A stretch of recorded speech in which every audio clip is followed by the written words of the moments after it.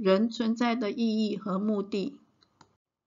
近代哲学有一个支派是存在主义，他们主要探讨的是人存在的意义和目的。其中比较有名的是齐克果的信心的跳跃，以及尼采的上帝死了。这两位哲学家有一个共同的特点，就是都提到了神，只不过一个结论是人需要凭着信心相信神，而另一个结论是神死了。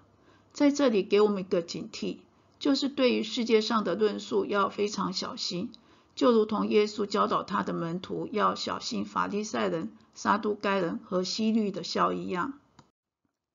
人在地上看世界，想要认识人的存在，这种情况有点像在井底的青蛙看天一样。所以如果要确切地知道人存在的意义和目的，就需要在天上的神告诉我们。这还是需要回到最起初神创造人的意义和目的。人之所以为人，和其他的动物不同，在于神创造我们的时候是照着他的形象造的，并且在我们的鼻中吹了一口气，这一口气就是圣灵。然后神派给人任务，就是治理其他的生物，同时照顾好伊甸园，最后还吩咐他们要生养众多。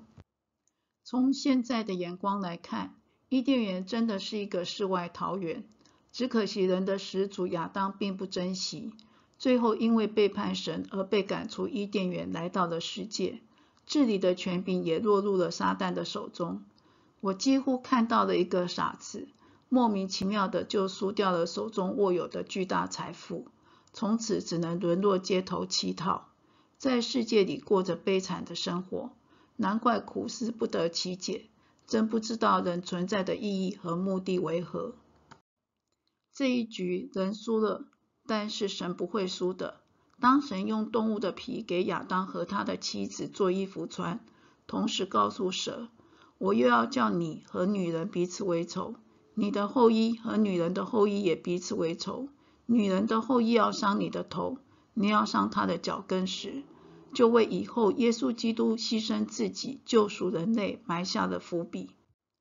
所以在世界的人类主要的任务就是靠着耶稣基督回到伊甸园，也就是现在的天国，重新拿回属于自己的东西，就是神的形象，那一口气，管理和生养众多。这里要问，什么是神的形象？神的儿子耶稣基督来到世上，所以看耶稣的言行举止，就知道什么是神的形象了。耶稣自己也说，人看见了我，就是看见了父。所以人存在的意义就是圣灵住在我们里面，活出耶稣基督的形象。只有这样，人才算是活着。接下来就是接任务。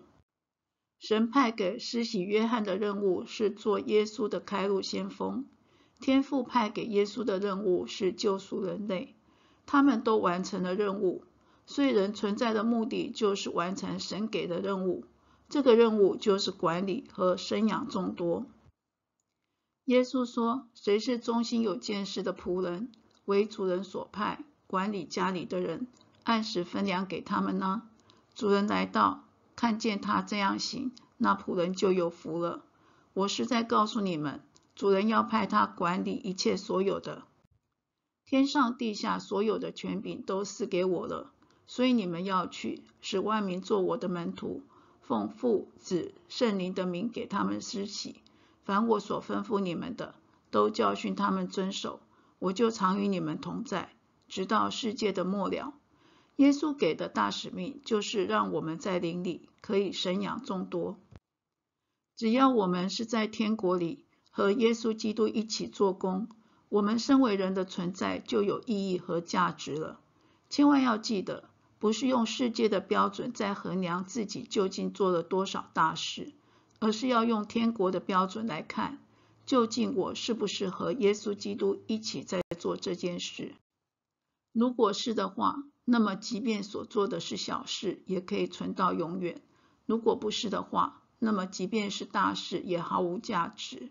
耶稣不是说了吗？无论何人因为门徒的名，只把一杯凉水给这小子里的一个喝，我实在告诉你们，这人不能不得赏赐。